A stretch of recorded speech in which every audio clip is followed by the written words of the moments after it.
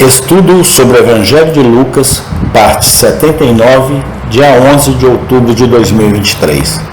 Advertências sobre preocupações. Lucas 12, 22 a 31. E disse aos seus discípulos: portanto vos digo, não estejais apreensivos pela vossa vida, sobre o que comereis, nem pelo corpo, sobre o que vestireis. Mais é a vida do que o sustento, e o corpo mais do que as vestes? Considerai os corvos, que nem semeiam nem cegam, nem têm despensa nem celeiro, e Deus os alimenta. Quanto mais valei vós do que as aves? E qual de vós, sendo solícito, pode acrescentar um côvado à sua estatura? Pois se nem ainda podeis as coisas mínimas, por que estáis ansiosos pelas outras? Considerai os lírios, como eles crescem, não trabalham, nem fiam, e digo-vos que nem ainda Salomão, em toda a sua glória, se vestiu como um deles. E se Deus assim veste a erva, que hoje está no campo e amanhã é lançada no forno, quanto mais a vós, homens de pouca fé. Não pergunteis, pois, que é a vez de comer ou que é a vez de beber, e não andeis inquietos, porque as nações do mundo buscam todas essas coisas, mas vosso Pai sabe que precisais delas. Buscai antes o reino de Deus, e todas as coisas vos serão acrescentadas. Lucas 12, 22, 31. Temos nesses versículos uma coleção de argumentos marcantes contra a ansiedade excessiva sobre as coisas deste mundo. À primeira vista, podem parecer simples e comum para algumas mentes, mas quanto mais eles são ponderados, mais pesados eles parecerão. Uma lembrança permanente deles salvaria muitos cristãos de uma imensa quantidade de problemas. Cristo nos convida a considerar os corvos. Eles não semeiam nem colhem, não têm armazém nem celeiro, mas Deus os alimenta. Agora, se o Criador de todas as coisas supre as necessidades dos pássaros e ordena as coisas para que eles tenham um suprimento diário de comida, então certamente não devemos temer que Ele deixe seus filhos espirituais morrerem de fome. Cristo nos manda olhar para os lírios. Eles não trabalham nem fiam, mas Salomão, em toda a sua glória, não estava vestido como um deles. Agora, se Deus, todos os anos, fornece essas flores um novo suprimento de folhas e flores vivas, então certamente não devemos duvidar de seu poder e disposição de fornecer a seus filhos crentes todas as roupas necessárias. Cristo nos convida a lembrar que um cristão deve se envergonhar de estar tão preocupado quanto os pagãos. O mundo pagão pode estar preocupado com comida, roupas e coisas do gênero. Eles estão mergulhados em profunda ignorância e nada sabem da real natureza de Deus. Mas o homem e a mulher que pode dizer de Deus: Ele é meu Pai, e de Cristo: Ele é meu Salvador, certamente deve estar acima de tais ansiedades e cuidados. Uma fé clara no cuidado providencial de Deus deve produzir um coração leve e confiante. Finalmente, Cristo nos convida a pensar no perfeito conhecimento de Deus. Nosso Pai sabe que temos necessidade de comida e roupas. Esse pensamento por si só deveria nos deixar contentes. Todas as nossas necessidades são perfeitamente conhecidas do Senhor do céu e da terra. Ele pode aliviar essas necessidades sempre que achar necessário. Ele os aliviará sempre que for bom para nossas almas. Deixe os 4 argumentos apresentados acima penetrar profundamente em nossos corações e dar frutos em nossas vidas. Nada é mais comum do que um espírito ansioso e perturbado, e nada prejudica tanto a utilidade de um crente e diminui sua paz interior. Nada, ao contrário, glorifica tanto a Deus quanto um espírito alegre em meio aos problemas temporais. Traz consigo uma realidade que até o homem mundano pode compreender. Elogia nosso cristianismo e os torna belo aos olhos dos homens. A fé, e somente a fé, produzirá esse espírito alegre. Homem que pode dizer com ousadia: O Senhor é meu pastor, é um homem que poderá acrescentar: nada me faltará. Salmo 23, 1. Temos em segundo lugar nesses versículos um alto padrão de vida recomendado a todos os cristãos. Está contido em uma liminar curta e simples: buscai primeiro o reino de Deus.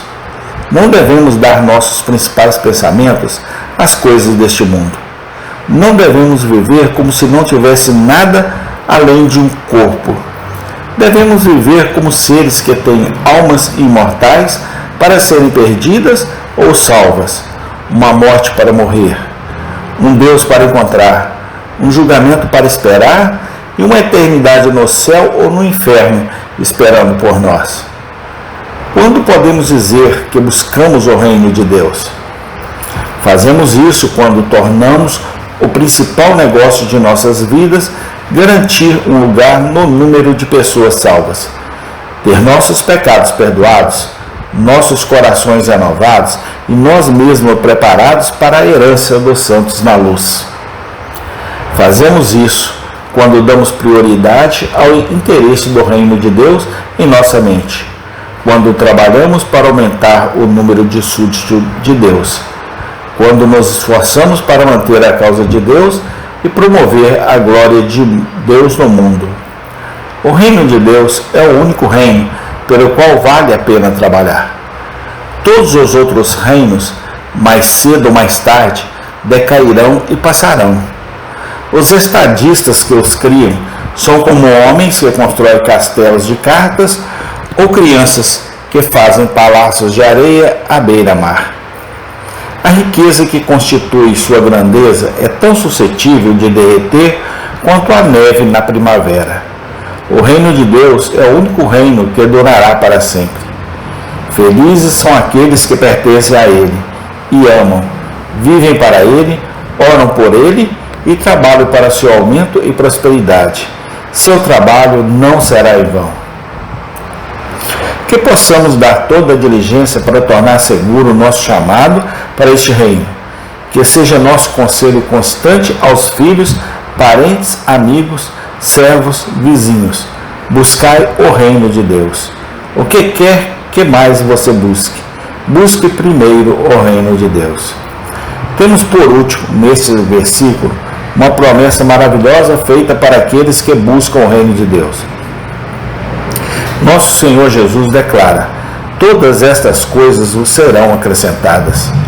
Devemos tomar cuidado para não entendermos mal o significado desta passagem. Não temos o direito de esperar que o comerciante cristão que negligencia seus negócios sob o pretexto de zelo pelo reino de Deus descubra que seu comércio prospera e seus negócios vão bem.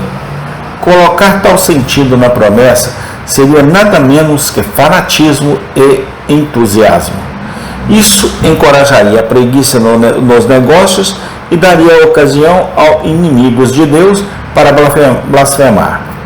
O homem e a mulher a quem pertence a promessa diante de nós é o cristão que dá às coisas de Deus sua ordem em seu devido lugar.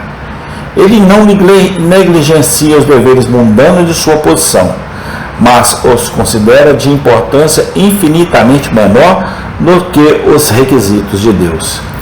Ele não omite a devida atenção aos seus assuntos temporais, mas ele os considera de muito menos importância do que os assuntos de sua alma. Em suma, ele almeja em toda a sua vida diária colocar Deus em primeiro lugar e o mundo em segundo, dar o segundo lugar às coisas de seu corpo e o primeiro lugar às coisas de sua alma. Este é o homem e a mulher a que Jesus diz: todas estas coisas vos serão acrescentadas. Mas como a promessa é cumprida? A resposta é curta e simples. O homem e a mulher que busca primeiro o reino de Deus nunca faltará nada que seja para o seu bem. Eles podem não ter tanta saúde como alguns. Eles podem não ter tanta riqueza quanto os outros. Eles podem não ter uma mesa ricamente espalhada ou guloseimas reais, mas eles sempre terão o suficiente. Pão será dado a eles, e sua água será certa. Isaías 33:16. Deus faz com que todas as coisas cooperem para o bem daqueles que amam a Deus, daqueles que são chamados segundo o seu propósito. Romanos 8:28.